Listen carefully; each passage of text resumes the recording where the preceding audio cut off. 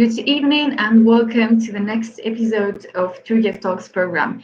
As we already know, Turgev Talks aims to offer the perspective that our young people will need to be involved in current global discussion. And of course, we couldn't have passed through without considering the most significant occasions of this time, as it is the upcoming 59th US elections. Today, I'm honored to be hosting Mr. Zorluhan Zorlu, and before I will let the floor to him, let me please introduce him briefly. Mr. Zorluhan Zorlu, after graduating from Boğaziçi University in Turkey, he received his MBA in the US. Then he has enjoyed working as a manager and director at Tribune, Washington Post, and Adweek Media. He started Mediason.wordpress.com blog in 2003. Over 8 years, Mediason team has been volunteering tirelessly to increase digital literacy among Turkish-speaking people all around the world. I have the pleasure to have you here, Mr. Zorlu. Thank you for accepting our invitation. Thank you, Irene. It's a great pleasure to be with you tonight and with a lot of also young people, hopefully with Turgev. It's an amazing pleasure for me as well. And it's a very interesting topic, to be honest. American elections, US elections is coming. It's a very, very interesting topic that we're going to talk about tonight here.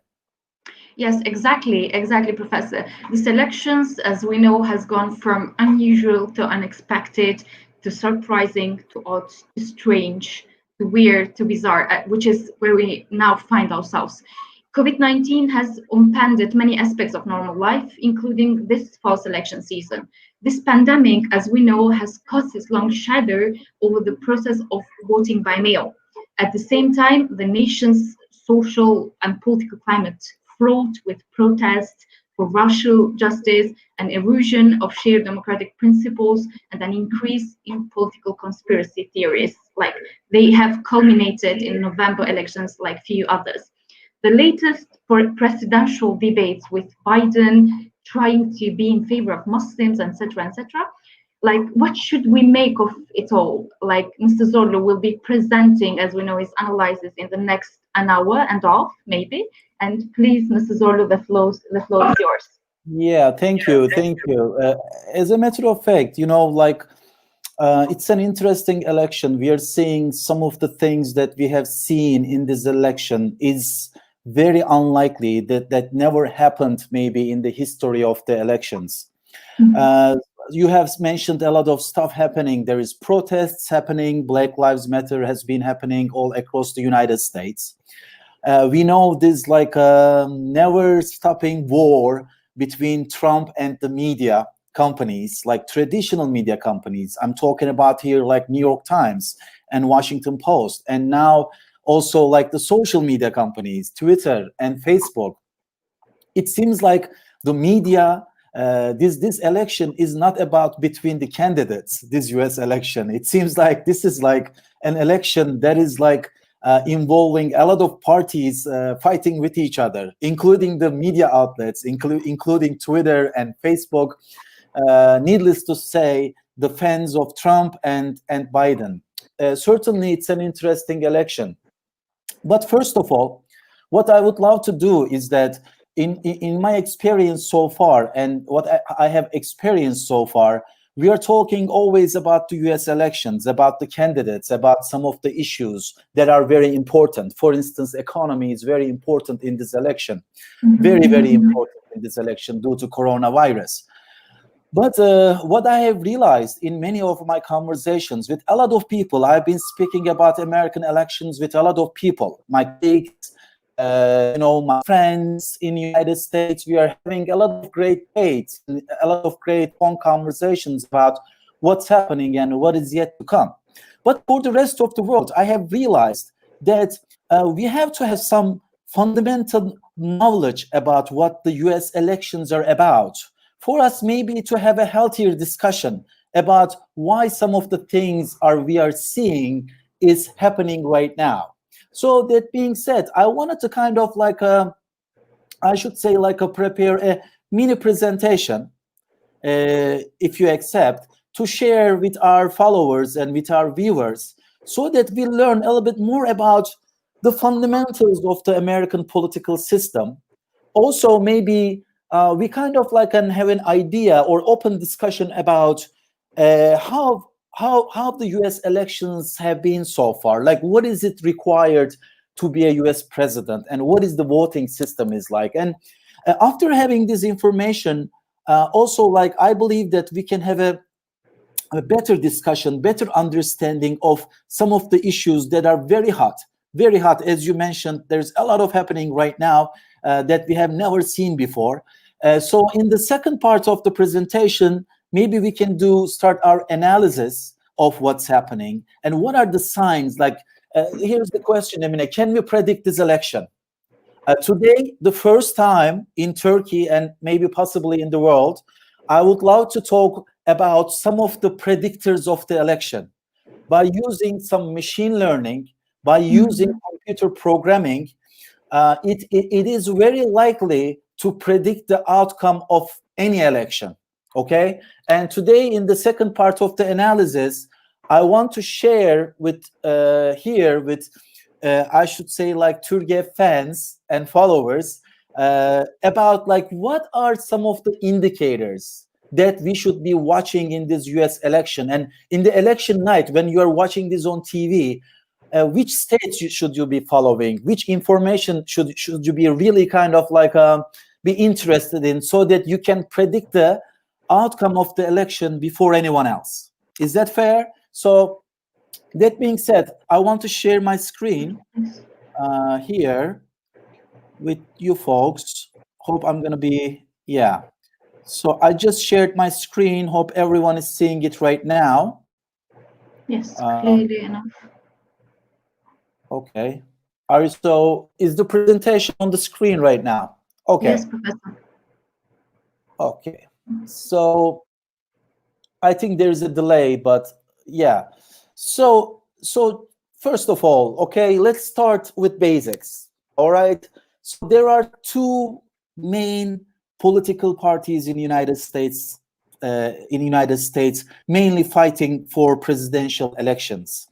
There are two parties. Actually, there are not two parties. There are many parties in the United States. There is even a party for shopping, I should say. It's called like American Shopping Party. Okay, it's very interesting. There's a lot of parties participating in the election in the United States, but mainly so far in the elections, we have been hearing about two main parties: the Democratic Party and the Republican Party.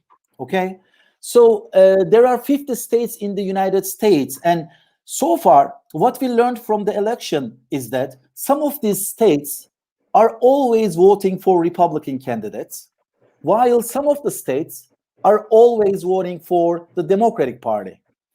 What Americans call the Democratic Party voting states, the blue states, and what they call the Republican voting states, the red states. So basically, they are saying that there are two types of states in the United States. There are red states, there are Republican, and there are blue states for Democrat, okay? But there are also a third kind of state, which I'm going to talk about later, which is the purple states. These states have the swing votes, meaning that we don't know the outcome of the election in this state. Sometimes they vote for Democratic Party, sometimes they vote for the Republican Party, okay? And so they even have like some very interesting logos, okay? The Republican Party logo is an elephant, and the Democratic Party logo is donkey. If anyone is really kind of like wondering where these logos are coming from, it is a wonderful story. I mean, it is a great story. It all comes down to one guy who's an excellent guy, who's a great cartoonist of all times, maybe, Thomas Nast. It's all going down to how Thomas Nast is drawing these parties in his cartoons. So if anybody is like really wondering where it comes from, they can search for Thomas Nast and the history of where these logos are coming from, which I'm not going to get into detail tonight because we have a lot to cover tonight, okay? So we said that there are two political parties. There are two main political parties, the Republican Party and the Democratic Party. So in the elections, what we learned is that like these two parties actually stand for some issues. The issues meaning that they stand for some principles, they stand for some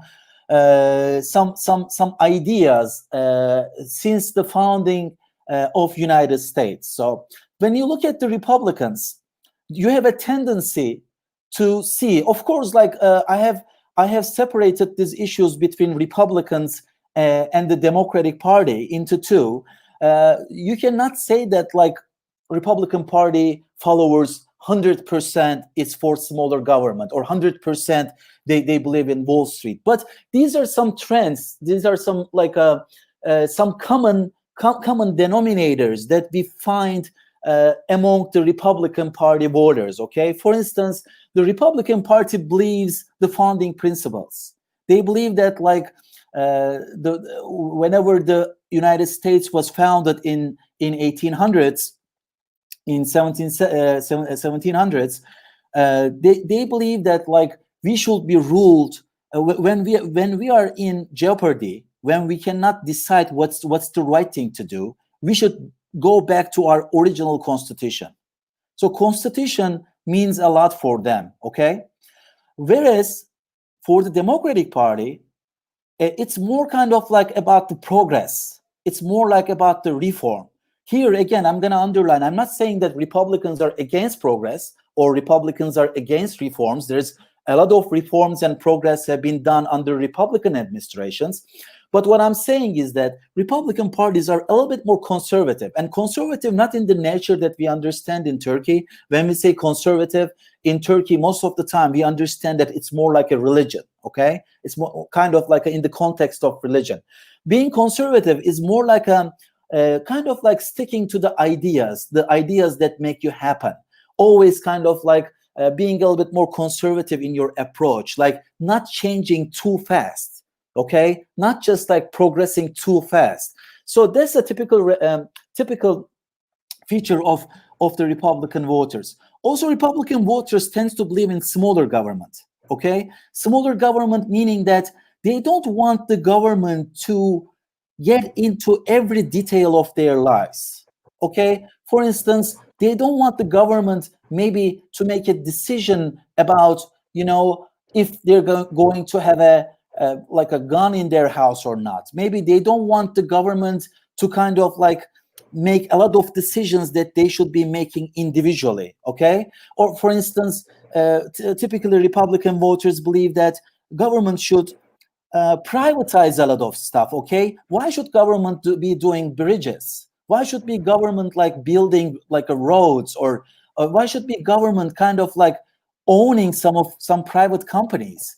They tend to think that these are the roles of the private companies, or these are the roles of individuals. So government should kind of like privatize many stuff, and they should be kind of like more kind of like interested and concerned about the security of the individuals. Okay, so when you go to the Democratic Party believes in a bigger government and regulations. They believe that government is responsible for what's happening in the country. Government should be making bridges.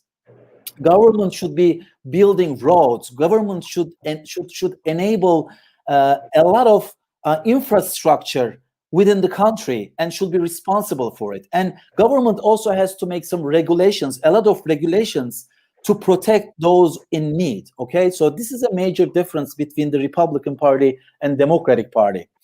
Another difference is Republicans are mostly pro-life. Again, like we are not saying all Republicans are pro-life. We are not saying all Republicans are like believe in smaller government, but these are like kind of some tendencies that we see among the voters. I want to emphasize this a lot because this is very important. So pro-life meaning is that like Republican Party voters, they don't like abortion. Okay, so they believe that the life starts like in the seed, in the belly of a mother. So nobody should intervene that life. That's which is called pro-life. Okay, and the Democratic voters are more like for abortion, meaning that you can just like abort your baby if you want to. Of course, like there are some limitations with that as well. After certain weeks, it's impossible to make an abortion. So that being said, this is a major difference. Also, Republicans tend to love Wall Street a little bit better. Wall Street means money. Wall Street means private companies. So the Republican voters believe in more sort of like private companies making money off the stock market, whereas the Democratic Party more kind of like after regulations and they don't want the private companies to get so big so that they run our lives. Okay, that's always, they're more kind of like after regulating the stock market, regulating the stock exchange market, because they believe that if you leave everything to private companies, since private companies are after profit, after making like earning money, so they believe that if you give a lot of freedom to private companies, they're going to be after their profits and they're not going to be thinking about the people. Okay. And lastly, but for sure, like there's a lot of other important issues between these parties. Republican Party is more like for like smaller taxes on the corporations, whereas the Democratic Party is like keen maybe on increasing taxes on the corporations, not on the middle or lower class, but mainly on the corporations and upper and very wealthy people. They want to increase the taxes so that they can redistribute those taxes across the nation. So we said that, I mean, there was two political parties, right? So if you think about this, right, like there has been elections for many years in the United States, many years, okay? All we have seen so far is either it's a blue president or it's a red president. What about the other parties? Why is not any other party in the United States winning the election? This is very interesting. Even though we said that there's a lot of parties in the United States, like American Shopping Party, they never make it to mainstream. They never win the elections, but except two. So the reason for this is very interesting. Because the voting system in the United States depends on the plurality voting. What does plurality voting is that the winner takes all. For instance, let's talk about this, okay? Let's talk about that. We said that there are 50 states in the United States, all right? So among these states, what is your favorite, Emine? What's your favorite state? What is your favorite state in the United States? Can you... Yes, maybe California. Yeah. California. Okay, it's a great example, okay? So let's think about California. It's a beautiful place, by the way. It's like by the ocean. Yes. It's one of the amazing places in the United States. So it's a good pick.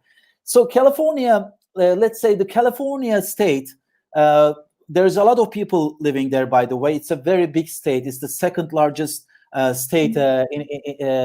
It's actually, California has this, if it was a country, it would be the second largest country in the world. It's so big, okay? So in California, when the voters make a selection, let's say Donald Trump and Joe Biden, okay? We know that California is a blue state. For many years, they have been voting as Democrats. Most probably, in this election as well, Biden is going to get majority of the votes in California. Let's assume for a second, Biden received 60% of the votes and Trump received 40% of the votes, okay? So who is winning in California? Okay, Biden is winning California.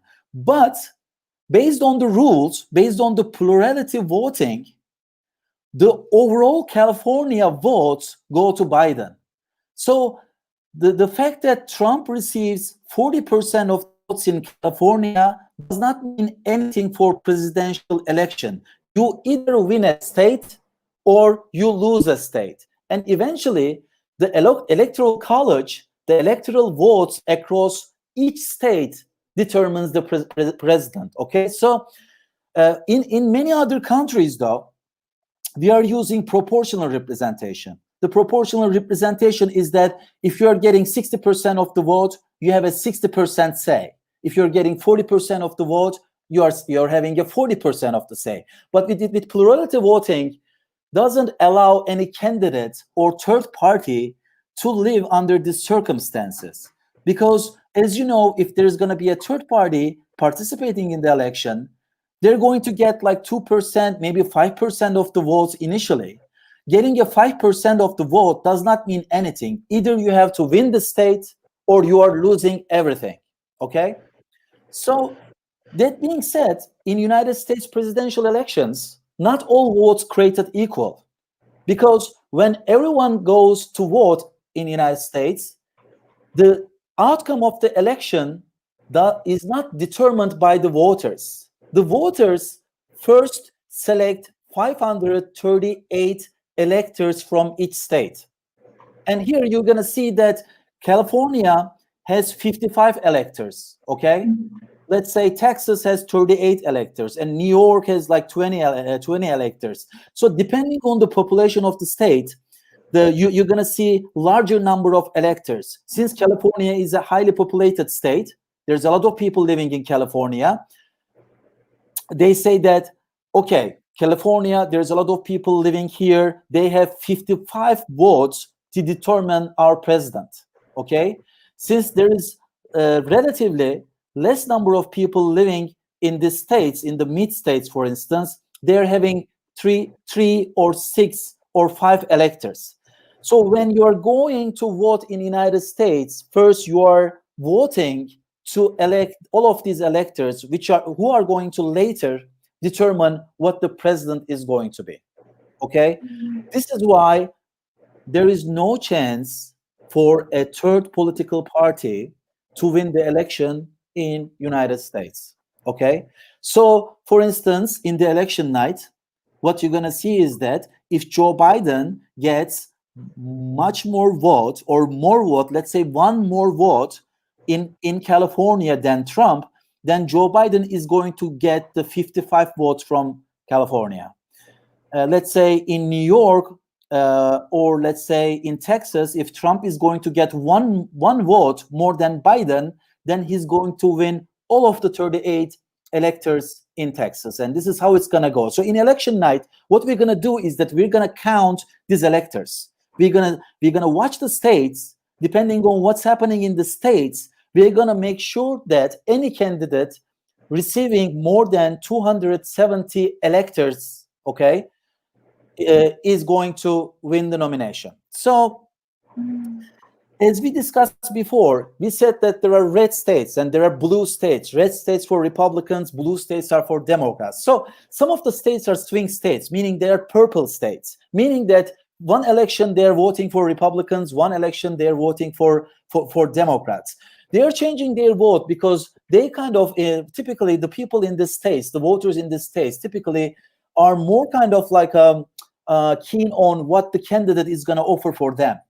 And in some of these states, there's a lot of like moving back and forth. So the population, the rate of the population is changing rapidly because there's a immigration into the state, or that some people are immigrating out of the state. So these states are crucial in determining the outcome of the election. Why? Because we already know some states are going to go for Republicans and some states are going to go for Democrats. But the swing states is always, the battleground states is another word for that, is always everybody focuses on. So when you're watching TV in the United States, or when you're watching, the most focus is like in these states, and there are like 8 or 10 states. It changes from election to election, but there are 8 or 10 states, which I'm going to tell later. They are very important in terms of determining the outcome of the election. So if you're curious about this, there is a great movie in 2008. There's an American comedy drama film about the US presidential election. Kevin Costner is like acting on it. So the entire presidential election determined only by the vote of one man. And this is the story. This is a great story about that, like that fictional election, of course. If you are curious about that, I recommend this movie. So let's go to other slide. Okay, so typically in United States elections, if you would describe the election in a few words, okay, what is the US presidential election is about? I can easily say any election is about like a referendum on the performance of the incumbent party. Incumbent party is the party who owns the presidency. Right now, Trump and his party is ruling. They're leading. They're running the nation. So this is every election we're gonna ask ourselves: did Trump do a good job? If Trump loses this election, it actually means that he has not done a good job of running the country. If Trump wins this election, it means that he has been doing a great job running this country. So all it comes down to in United States election is the the referendum on the performance of the incumbent party. Why am I saying this? I'm saying this because a majority of the time we think that if the other candidate is strong, if the other candidate is better, he can win the election. This is not true. I have analyzed a lot of elections, almost all of the elections in the history of the United States, which I'm going to talk about later. And there is like one or two predictors of the election, which are very important, and it all has to do about the incumbent party. Okay, so then the question is that, hey, uh, can I be a U.S. president? Okay, let's say you're an American. You ask yourself, hey, can I be U.S. president? What qualifications should I have to be U.S. president? So, unfortunately, if you look all the elections so far in the United States, there is something very funny. When I found this, and when I was talking about this, I was very kind of like interested in this, because this is very interesting, because it doesn't make sense really, but it's kind of like true statistically. So, to be a president in the United States, you have to be white, because there's only one black president elected so far in all the elections in the past. You have to be male. Unfortunately, I mean, there wasn't a single woman president in the history of United States. Okay, Just and nominated one, right? yes, and the last was you have to have hair, Emine. So if you look at me right now, I have probably very weak chances of being U.S. president. Okay, if you look at my hair, not because of hair, because in order to be U.S. president, you have to be an American citizen too. But if I were an American citizen, Emine, I would have very few chances, very low chances of getting elected. If you are looking for the truth, here, look at all the presidents of United States. Look at their hair. All of them have hair. Like very few is bald. Very few is bald. One of the very common characteristics of presidential, which has a reason actually. I have thought about this a lot. Like, why is this thing? Like, typically they are tall. Typically they have hair. Okay. Um, because like the presidential role in the United States is more like a PR director. Like, it's more about like public relations than governing. Because, as you know, like the president appears on media a lot on America, so it's more like his appearance, his looks, the fact that he's gonna be a little bit tall is very important. The American people, you know, uh, give very much importance to these things. I mean, as we see from the elections, this possibly could not be luck. But what we hope to see is that there's a woman elected in the United States. What we hope to see is that we see, like, other minority groups, from other minority groups, there's a president elected. Is this going to happen? Yeah, maybe in the future this is going to happen. When Obama got elected, I was in the United States in 2008. Nobody was expecting that America would have a black president, but America chose a black president, and it was a fascinating election, one of the most exciting elections in the history of the United States. It was an amazing election. After the election, everybody were on the streets. Everybody was celebrating. This was a huge success in terms of historically in the United States. So we hope to see more candidates. We hope to see in the future, maybe we see a woman get elected. We see maybe a Muslim candidate to get elected as a president in the United States. And what we Professor, say, I just have a comment on this. If yeah, you absolutely. like, it was a kind of a crisis. Like, Obama came up with a platform with a good propaganda and of course like a solution about the economic crisis. So it should Yeah, be a crisis that prompt out a good man or a good woman to solve something or to save the country. So should like a good platform, a good preparation, like a good future structural reforms should yeah. help like getting to the right person.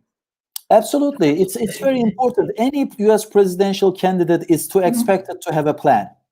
Having a plan is one of the number one rules of being a leader, right? If you are a leader, you have to see the future before anyone else sees. And if you are a leader, you need to have a plan to make that future happen. Okay, so Obama has a good plan, had a solid plan in terms of economy. Yes. Also, his success was mainly because he was very successful in terms of mobilizing the people, especially the young voters, because the young people got really excited back then about the candidates of Obama. They were on the streets, they were knocking doors for Obama, they were kind of like making calls for Obama, they were like all over the place. And because Obama also made good use of technology and social media, he was able to mobilize all these young people to knock the doors for him and to make the election happen for him. Whereas like in the first election, McCain, and in the second election, uh, uh, uh, uh, Mitt Romney was not very successful. They both had good plans too. Like McCain and especially Mitt Romney back then had very good plans too. But in terms of telling this to people and in terms of mobilizing the young people using social media and technology was the secret ingredient of the success of Obama administration. And it was a very exciting election. You're right. So a good plan together with the ability to talk about that plan to voters and to mobilize your voters is very important in really kind of being successful in an election. Okay, because also performance matters. So United States election, as we see it, it seems very complicated. Okay, there's a lot of things happening, but if you look at the historical elections carefully, okay, there are some indicators of success. So what are we going to look at in today's America to know who's going to win the election? Okay, we're going to look at the economy. How is the economy right now in the United States in the short term and in the long term? Okay, then also we can look at another indicator is foreign policy. Is United States like doing the right things internationally? Are they having successes in terms of foreign policy, or are they like failing in some instances, right? For instance, as you know, like in the Obama when between the McCain and Obama, there was like an attack in Benghazi to U.S. embassy. Okay, so it was a very failure in terms of foreign policy and protection of American people there. So it was a big deal during the election. What are we going to look at is another indicator is social unrest. Is there a social unrest in the country, or are people happy? You know, also like is there policy innovation? So the current candidate Trump, is he successful in terms of making good policies for American people, making good laws for American people? Is the economy good? Is the foreign policy a success? Or like, for instance, you know, is he kind of like bringing people together from other parties to make like a new roles and new kind of like innovation, policy innovations? So these are very important indicators for the success of a candidate. What we always tend to believe that the success is more like about deeds, or what we kind of like tend to believe that if a candidate is talking better, he's going to win the election. This is not necessarily. I mean, it's also important having a good debate performance, having a good presence, having a charisma. These are very important stuff. But also more important are how the country is like in its current situations, okay? Which we're gonna talk about a little bit more detail in later. So another question, Emine, a lot of the time, okay, we're talking about this, okay? Okay, who's gonna win this race? Who's gonna get elected? Who's going to be the next president of the United States? But another question is that we can ask, when do American people not change their president? Under which circumstances people do not vote for the other candidate? And there is a very definitive answer to that. There's a very important answer to that. That's war. If America is in war, meaning that is in real fight with military, with another country, Americans are not changing their president. And this has happened in many elections in the United States. The final election that we remember was George W. Bush got reelected in 2004. As you remember, America and Iraq and Afghanistan were in war. They were saying it's a war, kind of. And if you go back, Richard Nixon during the Vietnam War, he got reelected. Lyndon Johnson elected in 1964, again during the Vietnam War. Franklin Roosevelt got reelected in 1944 during World War II. And if you go back and back, Lincoln and James Madison. So when America is in war, people want to stick with the president they have. This is a very interesting, very surprising fact, but this is true. And also, one of the things that's very important is, in the United States, people, in order to get elected, okay, what you need is that you have to advertise, right? You have to run events. America is a big country. There are 300 million people living in the United States, and 250 million people are voting. Okay, from one end of the United States to another end, it takes like 3 or 4 hour flight. It's a huge country. Okay, so in order to be elected president, what you need to do is that you have to have money, because it takes a lot of people. Okay, one man cannot do him by himself. He needs to organize people. He needs to advertise in TV, in radio, in outdoor, right now in social media, in Facebook. You need to advertise. So you need to have a lot of money.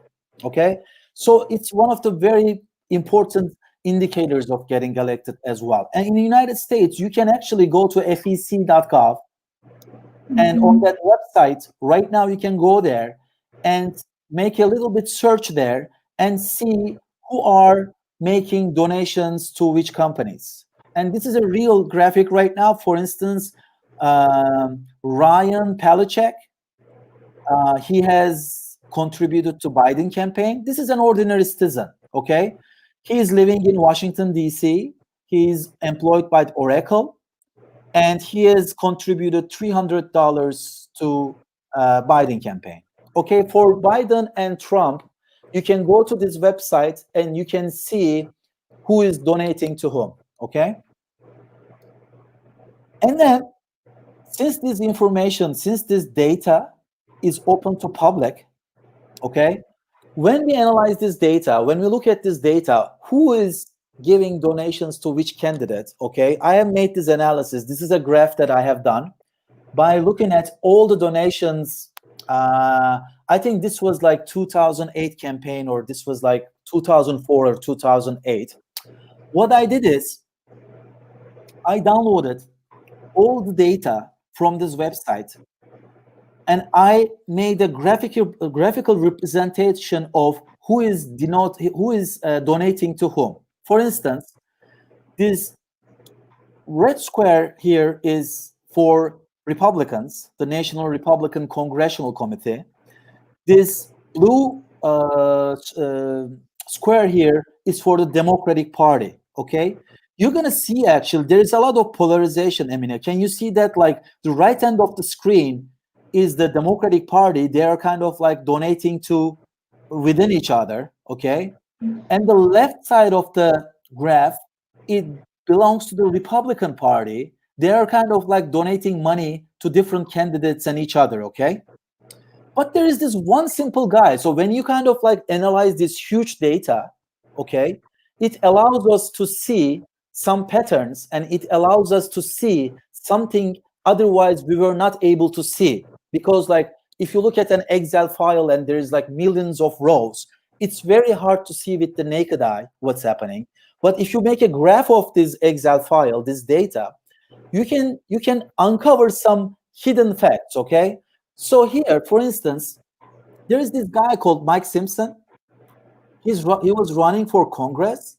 This guy made a political donation to both parties.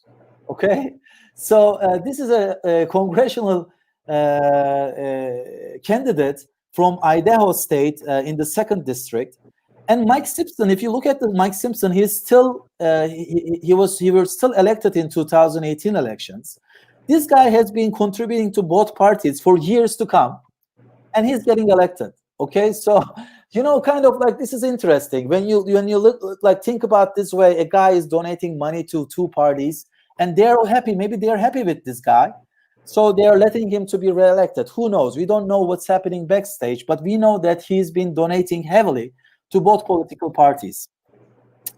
So the donations are important, as we said before, because there's a lot of money spending, both Trump and Biden. The question is, if you ask me, like, who has got more donations so far in today's elections, Biden is leading Trump. Biden has been collecting a lot of donations from a lot of individuals and some companies. Biden is leading right now Trump's in terms of money. So okay, so we talked about Republicans and we talk about Democrats. Do they love each other? Do they like each other? Is another question. If you look at the graph, you're going to see that Republicans and Democrats keep hating each other from years to come. If you look at from 1994 to 2014, you're going to see that Democratic people, Democratic voters, are finding Republicans very unfavorable. And on the other side of the aisle, Republicans are finding Democrats very unfavorable. And this is kind of like increasing. If you look at the graph, in 1994, it was around 16%. Right now, like in 2014, it's around 38%. It's getting bigger. And another research done by Pew, which is a Pew Research Center, is one of the most respected research centers in the United States. They see that Republicans are shifting right and Democrats are shifting to the left. So what does this mean is that, remember the issues that we talked in the previous slides? So they're more sticking to their ideas. They're kind of like more leaning towards left, especially for Democrats. And Republicans are kind of like, they're leaning more towards right, and they're more kind of like aggressive about the issues that they care about, like smaller government, like taxes, smaller taxes, and so forth. So this is a tendency in the United States. The polarization is getting bigger and bigger and bigger and bigger. Okay, so this is a trend.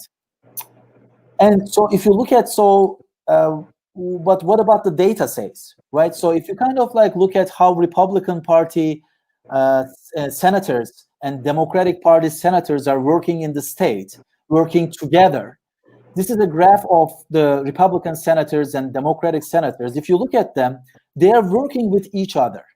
Okay, so the Republican representatives are working with each other to make laws, to co-sponsor bills, whereas the blue representatives are working with each other. One node here, one circle is a representative, and if they're working with each other, there's a line between them. And when looking at the laws and the bills sponsored so far in the history, you can easily say that there's a big polarization again in the representatives as well. So this polarization is not about the people, they're polarizing too, but also in the Senate, in the House of Congress, we are seeing more polarization and more polarization as well. Okay. And then another interesting stuff that, when so these are some of the stuff that you can find on the internet, Emine, but if you look at this, like, when you, first of all, you don't know what you don't know, but when you come across an information like this, it was an interesting fact for me. There are only 8 presidents died in the office, and half of them were assassinated. So this is another sad, I should say, fact of United States, that some presidents have been assassinated before, out of those 8 presidents who died in the office. And again, if you come back to women Who is the most successful woman so far in the election history? It's by far Hillary Clinton. Was the first woman to be nominated for president by a major party in 2016. Okay, so this is a great success. Congratulations to Hillary Clinton for this. We hope that there will be more women in participating in the political process, not in the United States, but across everywhere. We want women to be more involved, to be more leaders everywhere, Emine. So another thing, okay, I think you watched the debate. Have you watched the debate between Biden and Trump? So it was a big thing, right? Everybody's watching it. It's a big thing. In the United States, it's a big thing. A lot of people watches debates, okay? It's like you're with your friend, okay? You're like, it's like, I should say it's more like watching a sports game, right? So, the guys kind of like to go to bars and like with their guy friends and watch the sports games. It's something like this. There's something about the debates that draw a lot of people into TV. And if you see here that from 1996 to 2016, like the Clinton-Trump debate, were able to draw like, I would say like 84 million people into the television. I mean, this is record setting. Like, this doesn't happen in the United States a lot. Not everyone watches TV. Not a lot of people watches TV as much as this. But when it comes to presidential debates, American people love to see their candidates on TV. But then you can ask me the question, do these people, when the election day comes, do they go and vote? Mm-hmm. Well, I can say that it's not high. Even like if you look at Turkey, for instance, if you check out the voter turnaround numbers in Turkey, it's huge. It's 80%, 85%. But if you go to United States, we're talking about United States is becoming like inventing democracy. We are like, everybody talks about democracy in the United States. But when it comes to elections, Emine, we see that only 50%, maybe 55%. In the recent years, Obama race in 2008 was one of the highest voter turnarounds in the United States. It was like 57%. Only, I can say, 1 out of 2 people went to polls to vote for their candidate. But when it comes to watching on TV, I think like they love their candidates to be appearing on TV. Okay, so these are the fundamentals on US elections. Okay, this is like more kind of like I wanted to cover this because we kind of like had a better picture of understanding what the election is about. So what about 2002 election? Okay, so we have basically in this election we have 3 candidates, but one is not, I should say, not there yet. The first candidate is Joe Biden. Joe Biden has been a very well-respected politician in the United States for years. He has been with Democratic Party for years. He also actually attempted to run as a president in 2004, in 2008, and in 2012 as well. He was running in his primary contest of his political party. Okay, he's been a long-time politician in the United States, very well-known name. Joe Biden name is very well known to American people. On the other hand, his opponent is Donald Trump. Donald Trump is a businessman. Donald Trump has been a businessman in New York for many years. He's a constructor. He builds buildings, tall buildings, skyscrapers. His specialty has always been to run his father's business. He inherited a lot of money from his father. His father was also a builder in New York. So he was running hotels, he was building buildings, and he was mainly a businessman. But he always had ambitions to run for the presidency. As a matter of fact, he wanted to run in 2008. He wanted to run in 2012. He made some attempts that he made some polls. He wanted to be a candidate, but in 2016 he was able to run and win the presidency of the United States. As a matter of fact, when he was running for presidency, not a lot of people believed. They thought that he was a businessman, that he was not a politician, and he was not going to be successful in politics, and these Washington politicians would eat him up. And as a matter of fact, I remember in 2016, like some very major news outlets were kind of like giving Trump news in entertainment, meaning that like it wasn't even the political news. It was not under politics section. It was under entertainment section. They were making fun of Trump that he was going to get elected. Okay, but what happened is a joke, maybe an entertainment. What they say turned into a reality, and Trump got elected in 2016. Even though he didn't get the popular vote, he didn't get the majority of the vote, but he got the most of the states, most of the electoral vote, and he got elected. Okay, and the third candidate, it's a very interesting one. This is the first time we are seeing a musician to be a candidate for United States president. He's Kanye West. A lot of people know him. He's making great music. I have been listening to him like for many years. My nephews also love to listen to him. He's a great musician, except anything else. But he decided to run in this election. He has been also very interested in politics. If you check out his Twitter, he has been like, kind of like very much interested in politics for years to come. He was like going to, as a matter of fact, to White House to visit Donald Trump. He has also done a few shows with Trump in the last 4 or 5 years. And he was very interested in politics. I think the reason why Kanye West is running, I think it's because he has seen what's happening. He has seen what's happening with Black Lives Matter movement. He has seen what's kind of like the social unrest in the United States. And maybe he wanted to be a voice for his people, okay? But he has had long-term ambitions before, not this year, but in the previous years, he wanted to run to be elected as a U.S. president. But the thing is that one thing he missed is that he missed the deadline to be on the ballot, okay?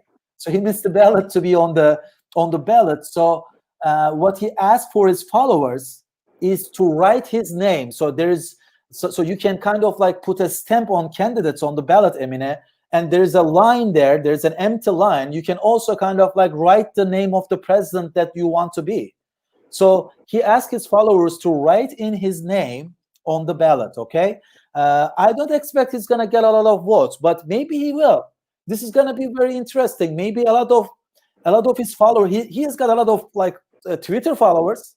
He's very active on Twitter, and we know like also he's with Kim Kardashian. She's very popular in the United States. She's very popular globally.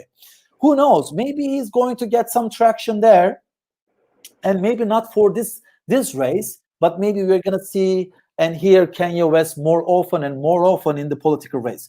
Is he a serious candidate?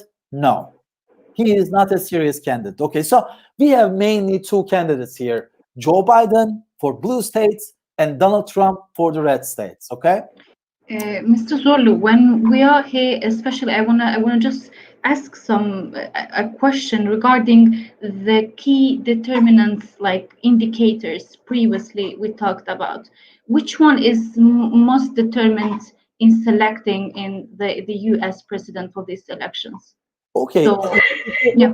There's a lot of based. Like I have been working on predicting U.S. elections since 2002 or 2003, and I was able to predict the 2000 election, 2004, 2008. I was able to successfully predict 2012 and 2016. Okay, so Emine, it's a very hard question. It's a lot of mathematical modeling. It's a lot of machine learning. There's a lot of like variables that we take into account. But I can say is, from all the work I have done so far, what I have seen is one of the major predictor. When I say major predictor, it doesn't mean that it is accurately predict the outcome of an election 100% of the time, but I can say 80% of the time it's short-term economy. Okay, but it's not the short-term economy. as it is with the, let's say, when I say short-term economy, I'm talking about, if I ask you, Emina, right now, how do you feel about the economy in Turkey, or how do you feel about the economy in the United States?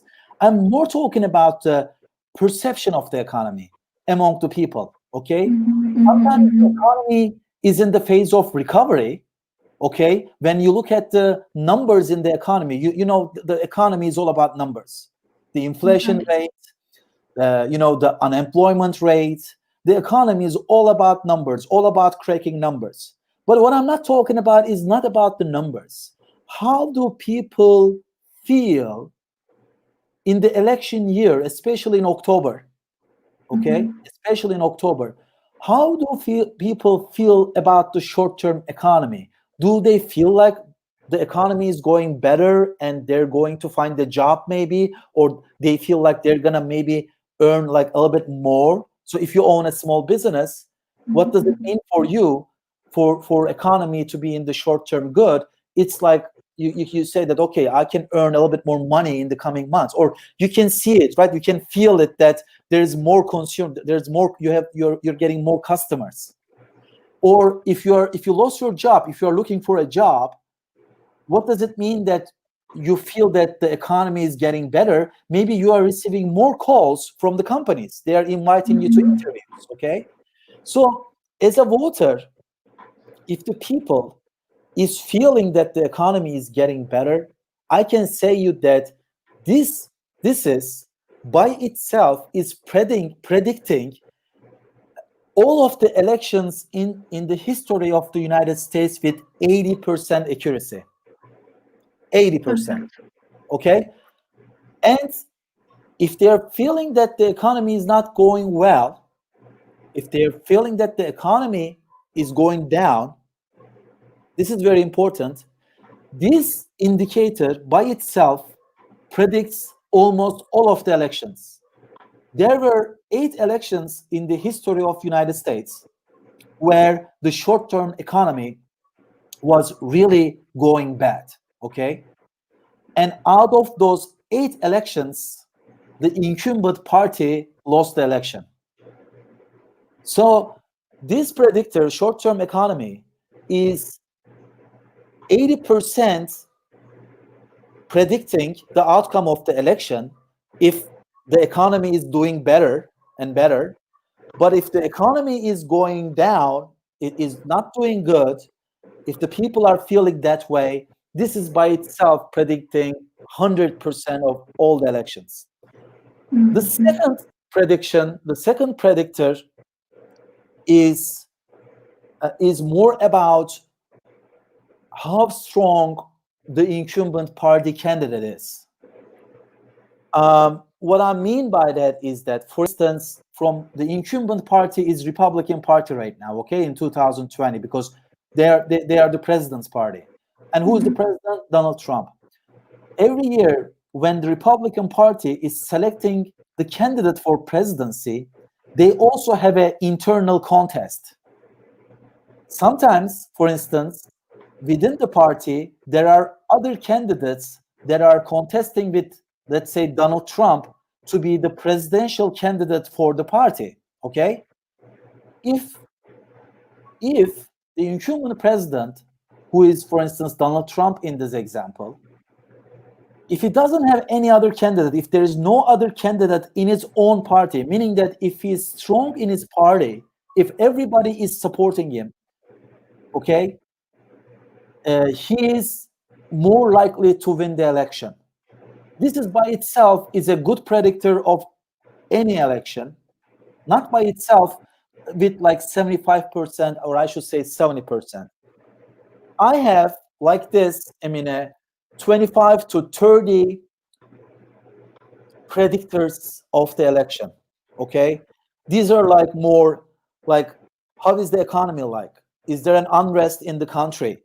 Is there like, what are the migration between the states? Like, what is the rate of the migration from California to New York, New York to New Mexico? Like, there's a lot of like a variables, and we put this into like a machine learning, and from the machine learning, and we turn this into graphs, and then we are trying to read these graphs and predict the elections. Okay, uh, so these two predictors by itself is good, but, and I'm going to say but here, and I have to say but, this election is very different. This election is something that I have never seen before, because like in this election, there is one predictor, or there is one variable who is which is kind of like a ruining all the calculations. It's coronavirus, Emine, because it's very hard to say, because due to coronavirus, it's fundamentally changed a lot of stuff. Because of the virus, first of all, like in every country, the economy is not doing good because of the virus. Why is the economy not doing good? Because we seen, like in March and in April, a lot of restaurants got closed, a lot of shopping malls got closed. So coronavirus has affected the economy of every single country very badly, okay?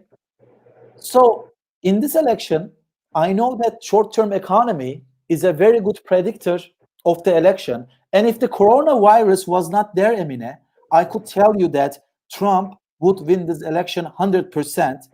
I could predict it like with 100% accuracy, that if coronavirus was not there, Trump would win the election, because based on the models, based on the predictions, he has got every single stuff lined up for him. The economy was doing good in the United States. He has a charisma. He has got some major policy innovations, like kind of like he was doing good in terms of foreign policy, things like that, okay?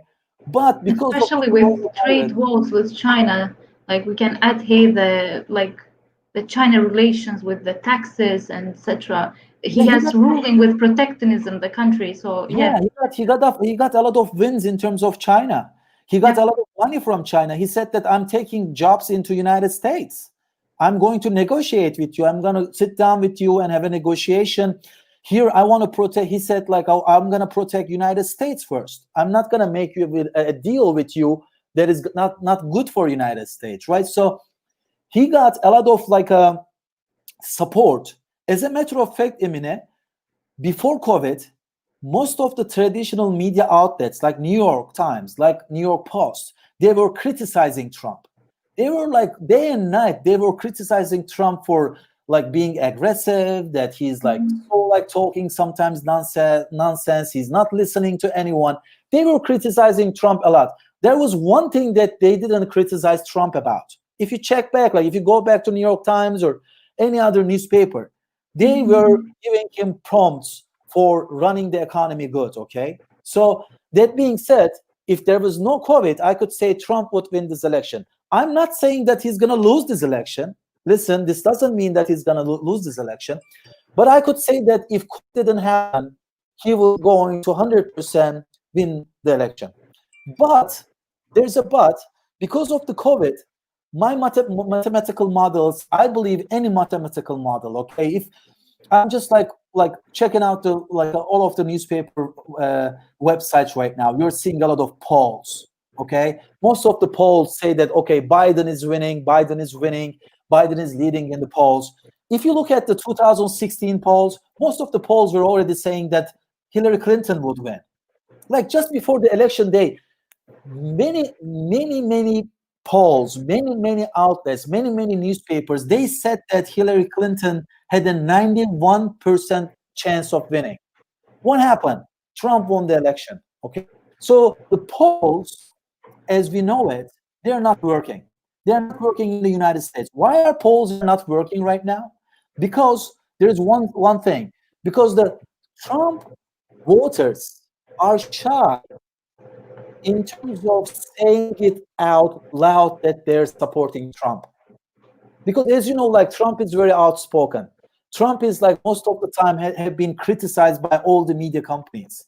People, when they're talking Trump, they're talking about like their like a attitude, like like how he behaves. Like he's a very mediatic person. He's very good on media. He's very good at like stirring the conversation. Very good at stirring the media. Because of this, the Trump voters there are two things happening. First of all, Trump voters are not participating in the polls. This happened in Mhm. 2016 elections as well. They did not participate in the polls. Most of those polls that were showing Hillary Clinton leading the race, they were polls actually done on Democratic voters.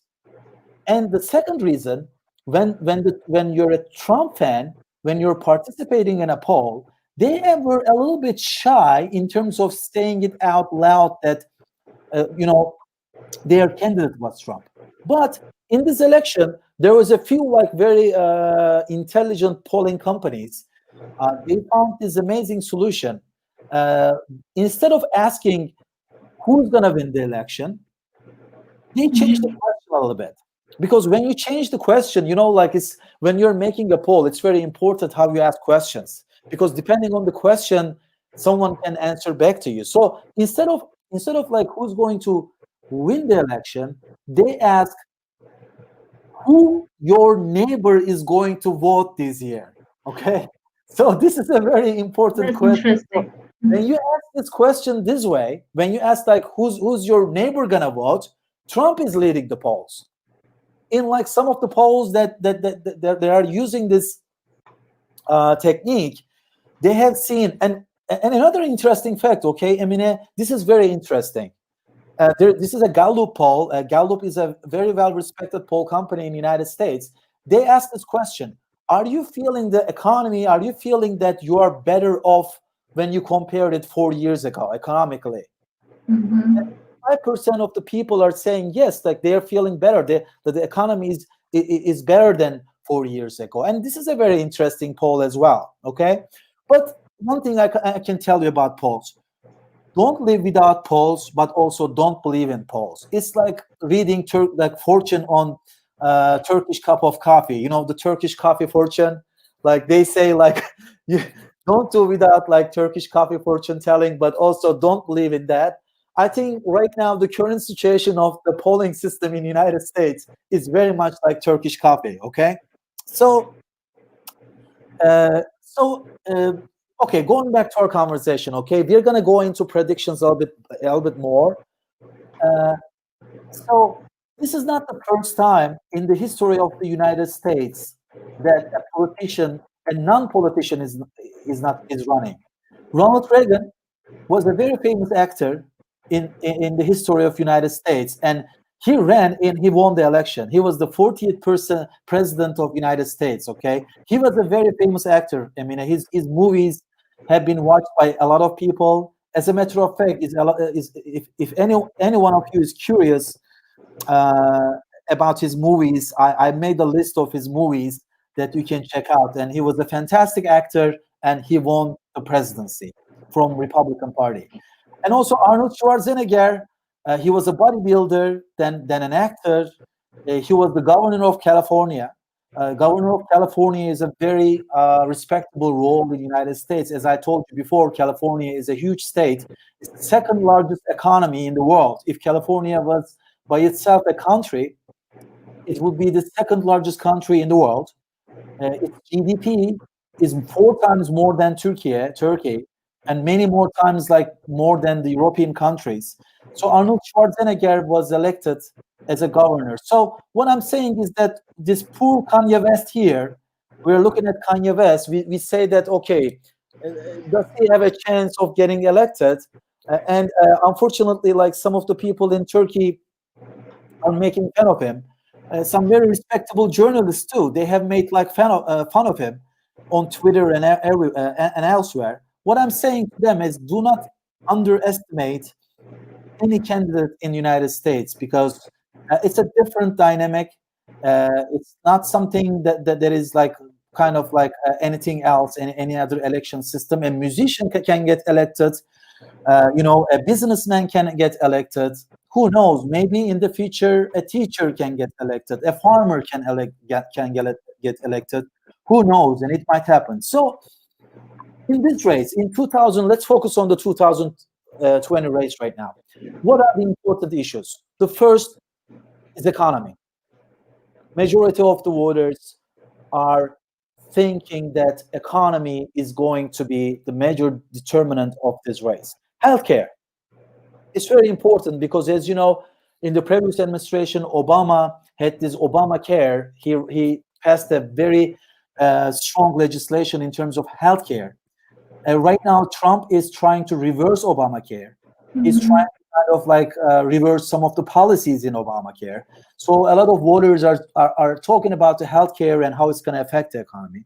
Another issue is Supreme Court appointments. This is very important because Trump is going to nominate. He has already nominated a Supreme Court nominee, and she's being elected.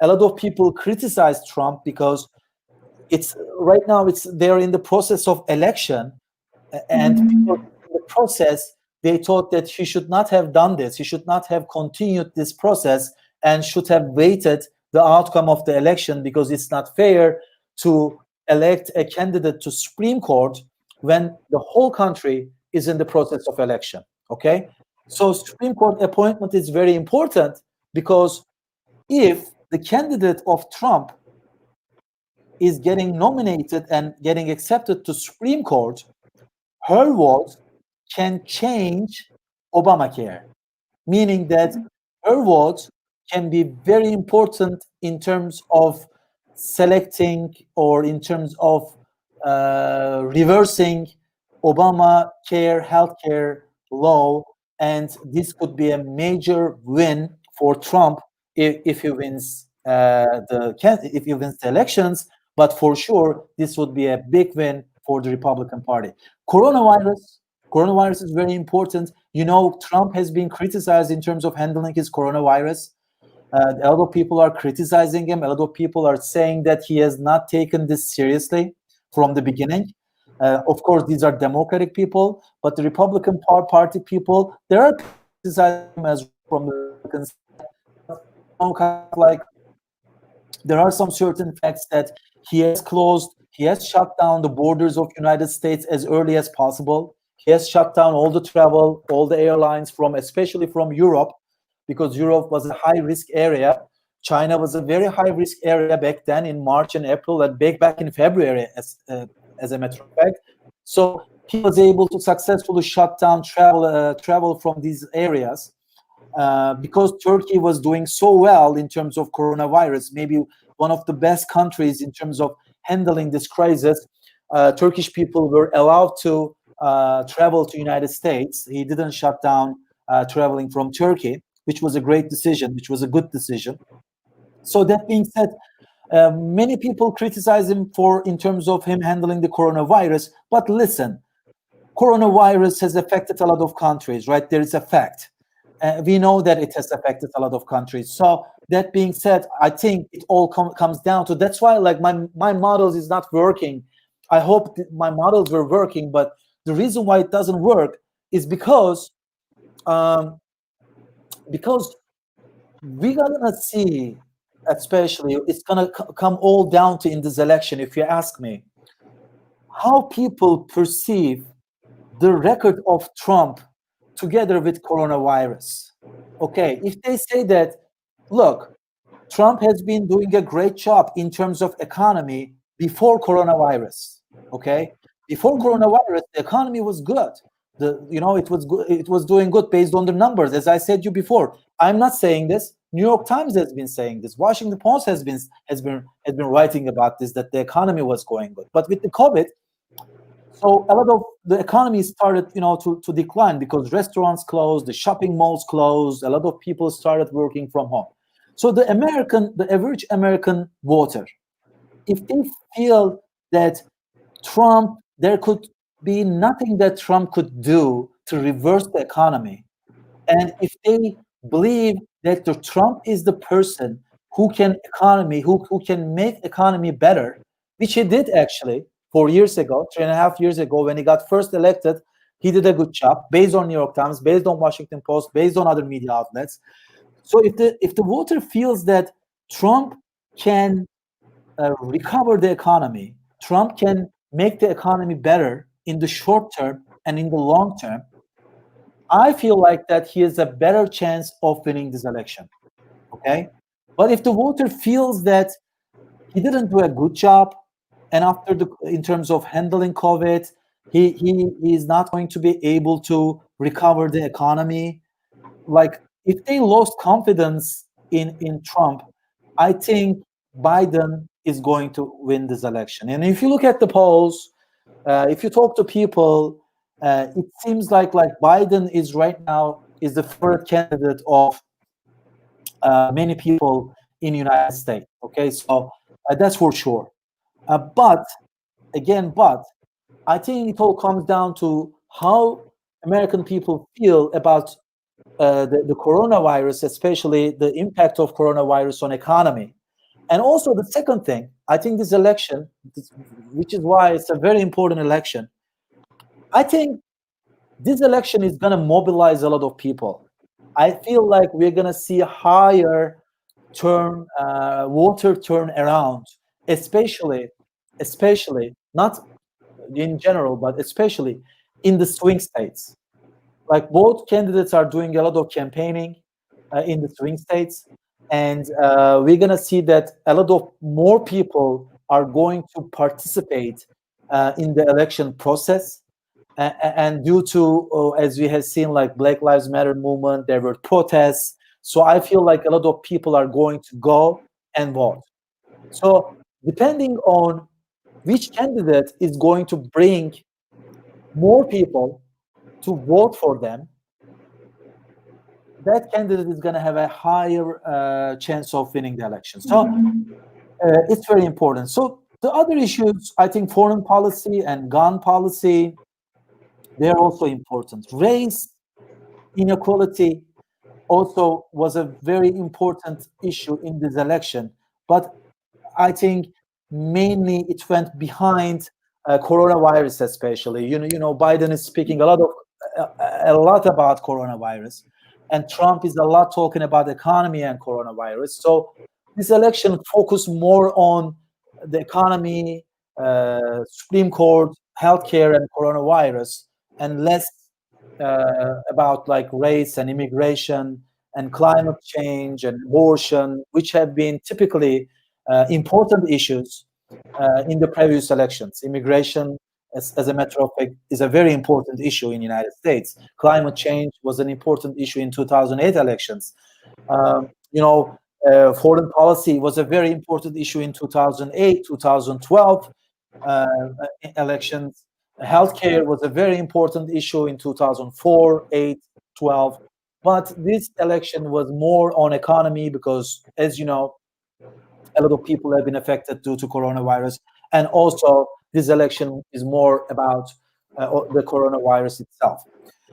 So, what do people say about Trump? What do people say about the candidate that they're going to vote for? Here we see that Donald Trump's voters feel that he's a leader, his leadership, his performance, right, is one of the main things that they say about Trump. His issue and his policy positions, they like it. And some say that he's not Biden, which is very interesting. They like him because he's not Biden. They believe that he's for American people and values because he has been emphasizing this a lot in the elections, that putting America first, making America great again, like it's one of his slogans. And when it comes to Joe Biden, their voters say he's not Trump.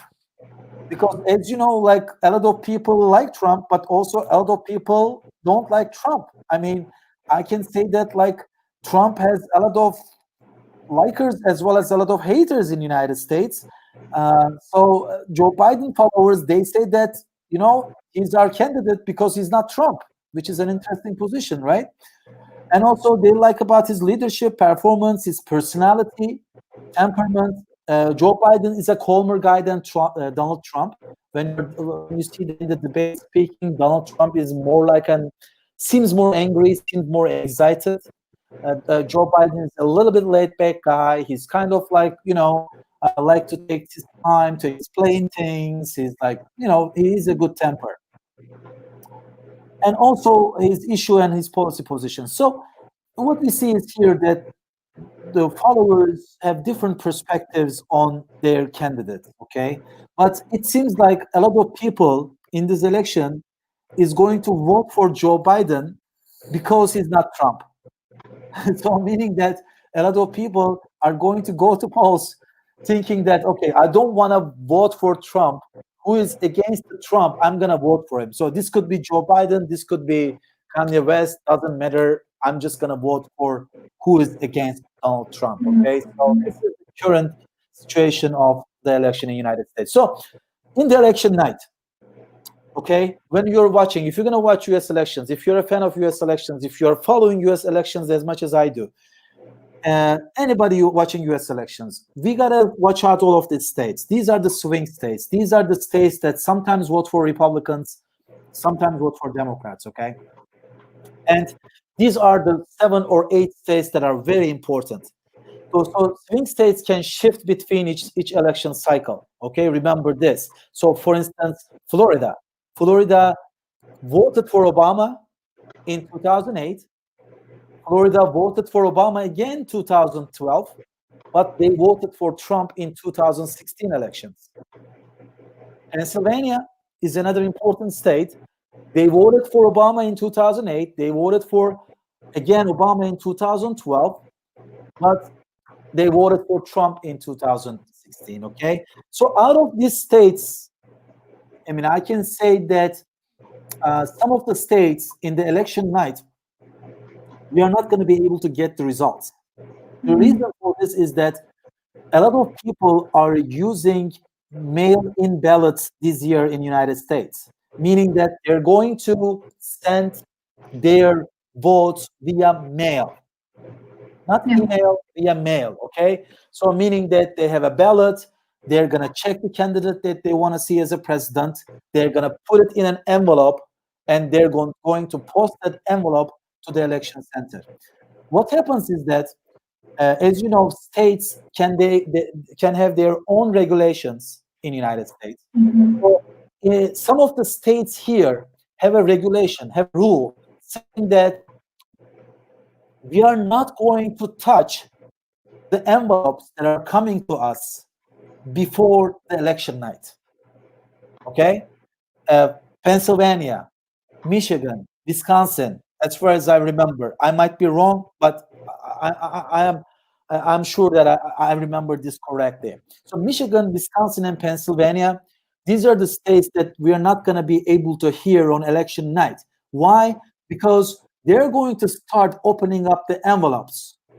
And as you know, there's going to be millions of people, millions of envelopes that these guys are going to have to open to understand the votes, okay? So it's going to take some time for them to open up the envelopes and to count the votes. Maybe a little bit longer time than the other states, because in the other states, first, there's a lot of early voting system, like a lot of people in the United States. For instance, a lot of people voted this weekend, okay? So they're going to like a voting stations, and they can give their votes. So the other states here, they're going to be quicker in terms of announcing the winner, because in these states there is not a regulation saying that they cannot touch the envelopes. Most of the time, these states are going to prepare the ballot for tabulation. They're not going to count it, but they're going to prepare it so that it is being counted on the election day as fast as possible, okay? So I'm going to give you some clues right now to you and to everyone is watching us right now, and maybe possibly the recording of this session. So check out Florida, okay? Florida is very important. Florida has been very important in the past 3, 4, 5 elections, in the past 4 or 5 elections in the United States. As a matter of fact, there is a joke about Florida. They say that, thank you, Florida, for taking hostage of United States elections, okay? It's a very important state. It's a swing state. They sometimes vote for Republicans, sometimes for Democrats.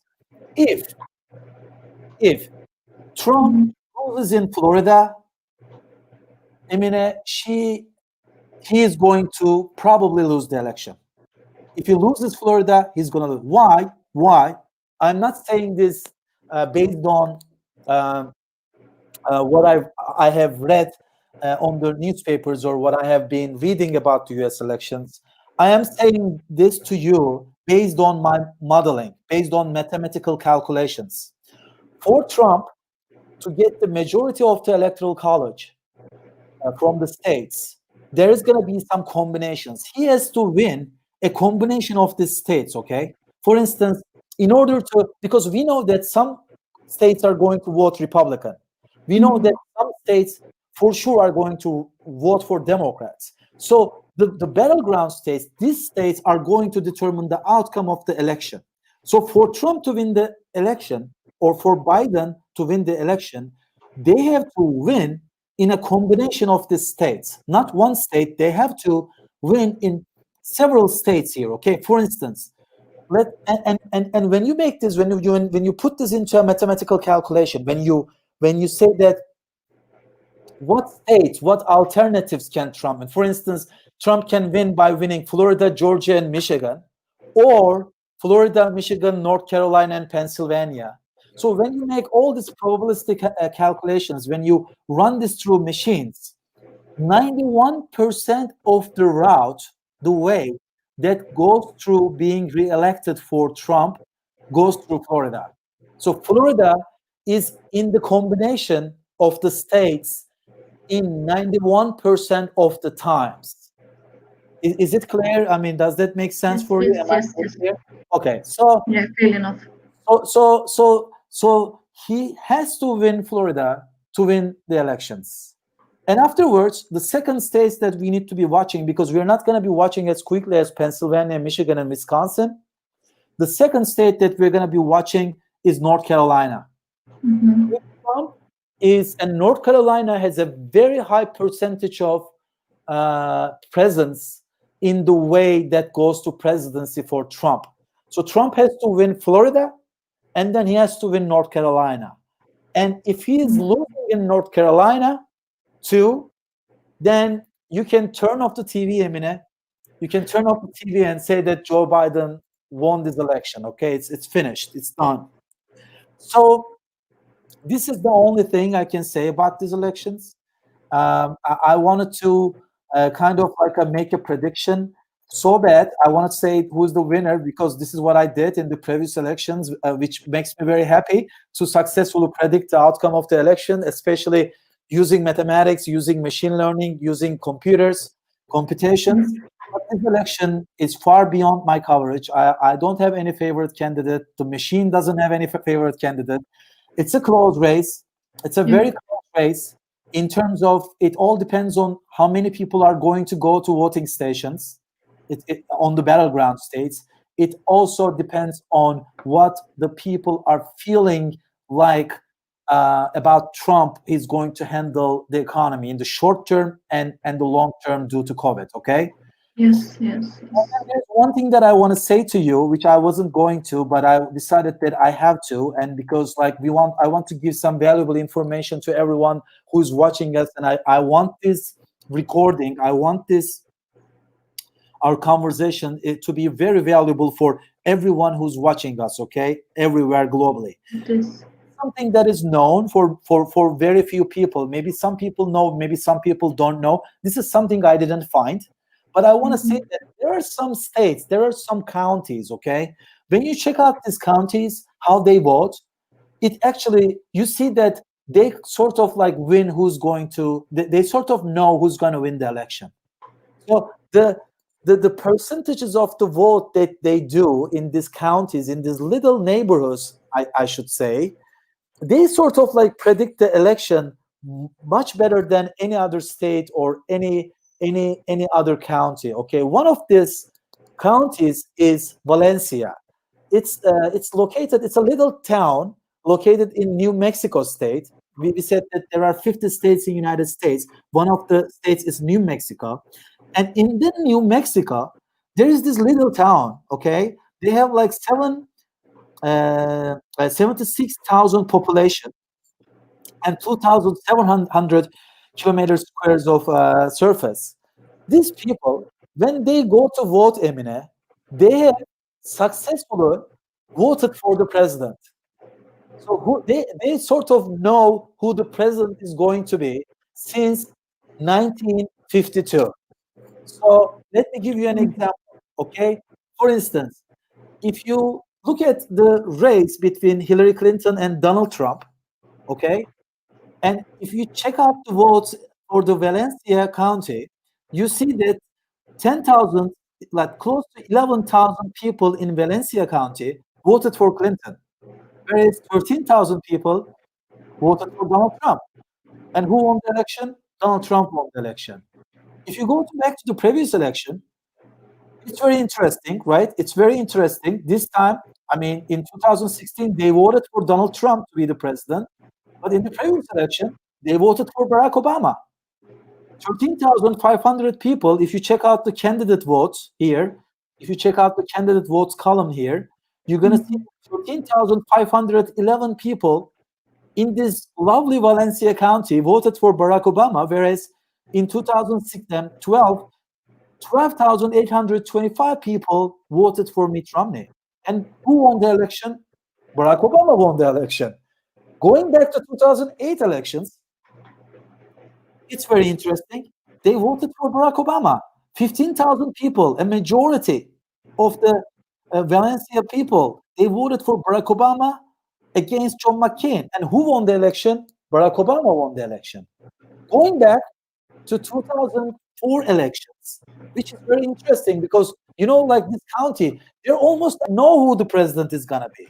This is almost like a microorganism of United States. This is like a, it's like a, almost like a micro United States that's kind of like knows the election. If you go back, they predicted George Bush. If you go back, they even predicted the George Bush candidacy, which is very important because for those who remember 2000 elections, the election between Al Gore and George W. Bush was a very controversial election. The Supreme Court had to decide for the winner of the election. As a matter of fact, the votes for the Florida have been counted twice to determine the outcome. It was a very close election, very close election.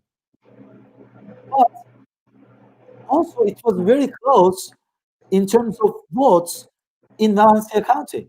Look at this. I mean, Al Gore got 9,819 votes, whereas George W. Bush got 10,800 votes. It's like a 600 votes. It's very close. So again, statistically, I mean, as if you know statistics, statistics is good. I mean, the numbers are good. They tell us something.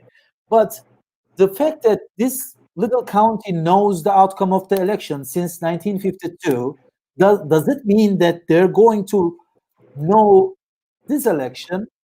Maybe not. Maybe they will. Maybe they have not. But since 1952, Emine, they pick the president. Valencia County in New Mexico. It's a very interesting place. It's a very interesting place for sure.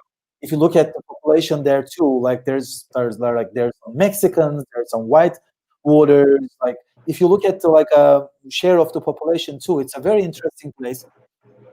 They picked it right. If they pick it right this time, it's gonna be a strike. It's gonna be a huge strike. Since 1952, they will have known the outcome of the election. But again, as I said before, this is a very tough. This is a tough election to say what the outcome is going to be. Joe Biden can win it as a landslide. He can win huge. Okay, Trump maybe can win also this election too. Maybe it can be a close race, but he can win because due to coronavirus, unfortunately, it's very hard to estimate the feelings of people, how they're gonna feel, how they're gonna when they go to voting stations.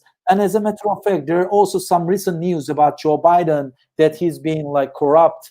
He has been kind of like his son, actually, not him, but his son involved in some deals, in some shady deals. It's been alleged that way. I'm not saying that he did it, but it has been alleged that way. There's a lot of conversations about it as well in the United States. So, well, we're gonna see. It's very, we have a week or so right now. It's gonna be a very close election. It's gonna be very exciting to see all those states turning blue and turning red on TV screen. And as I told you before, you got to check out for Florida, you got to check out for North Carolina. If Florida goes to Biden, if North Carolina goes to Biden, then the election is almost over. Most probably 99% the election is over. But if Trump wins Florida, if Trump wins North Carolina, then the race is getting close, and he has a chance. Okay, so I in this video I sincerely try to share some of my insights. These insights are my personal insights that I have witnessed when I was living in the United States. I used to work for Washington Post. I used to work for Nielsen and Adweek Media and Tribune Corporation, which is a very big media company in the United States. I spent, you know, a lot of my years, early career in United States, talked to a lot of people, had very good friends from politics. As a matter of fact, one of my very good friend, he's working for CBS. He's right now presenting the elections on CBS channel. And I learned a lot, when I was there about the election system, because it got my attention. But what I believe is that whatever insights I have received, I try to share today with you, with all the young people, hopefully watching this video. It's important. It's very important for us too, as a part of like being a Turkish citizen and being participating in Turkish elections as well. It's important because we have to learn from other countries. We should be open to learning. We gotta know what's working for them, what's not working for them. We gotta make sure that we understand what's happening around us. Only this way, I believe, that we can create better systems. We can create better election systems. And I believe that when, especially young people, okay, when they know better about how the world is running, how the election systems are running, maybe you guys are going to be the ones who are going to be redefining the election system in Turkey. Maybe you're going to come up with new solutions and new ideas that are going to change the course of this nation. I strongly, very much strongly believe in this. That's why I sincerely wanted to share whatever I know, whatever I found out so far in the election. So what did I learn from all these years? What did I learn from all my time in the United States? First, there are many political parties in the United States, but two dominate the elections in the history. Second, America is not proportionally represented, meaning that because of the voting system, because not every vote is equal, because not every vote is counted, if you start a new party, if you have new ideas, if you have fresh ideas, if you wanna rule the country in the United States, it's not gonna likely happen. You either have to act with Republican Party, or you go to the Democratic Party and you have to negotiate with them. Okay, you don't have a chance. So new ideas cannot be elected. Number three, both sides are getting polarized more and more due to nature of the politics.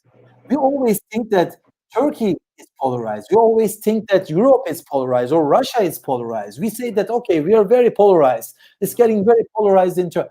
You know what? United States is as polarized as we are. If you look at the data, if you look at the not even their media, if you look at the mathematical, the actual data, you see that they are getting polarized. Number four, swing states are important because they can turn the outcome of the election. Okay, what I learned from here, some people, they vote for Democratic Party in one election. Some people, they vote for, the same people vote for Republican Party, and they're okay with it, Emine. It's okay to vote for one party, one election, and then the other party in the next election. For some people, it's not okay. For some people, you can say that, you know what, I'm a huge fan of Republican Party, or I'm a huge fan of Democratic Party. My family is a huge fan of Democratic Party, which is okay. All right. You can say that I'm a huge fan of Republican Party, which is okay too. But it's also okay for some people to change their votes. This is what I learned when I was living there. It's okay. You can change your mind. It's your vote. It's your decision, right? And number five, you can watch out some counties, you can watch out some states, and it will give you a hint about who's going to be the next president of the United States. As I told you before, there is the Valencia County that I mentioned is a good indicator, but there are also other counties uh, that also predicts the U.S. elections very well, very well. As a matter of fact, there are like 50 or 60 counties like that, but the most successful one is Valencia County. So in order to wrap up, I know I have spoken a lot. This is a topic that I've been very passionate about and have been thinking and doing analysis for many years. I know that this was like longer than expected. I was thinking that I was going to speak for 30 minutes.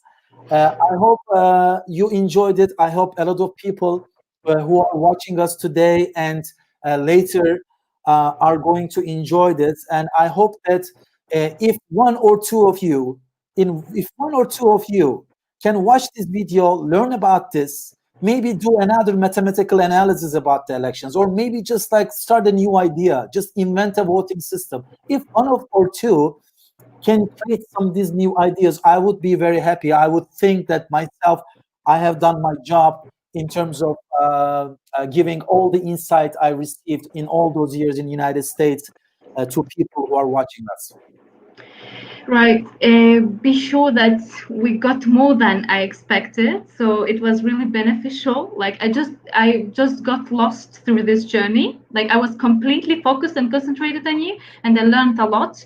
And I want to thank you in the name of TrueGive Talks, in the name of TrueGive and the organizational team, that we have really you shed light to really important points from your experience and from your work there.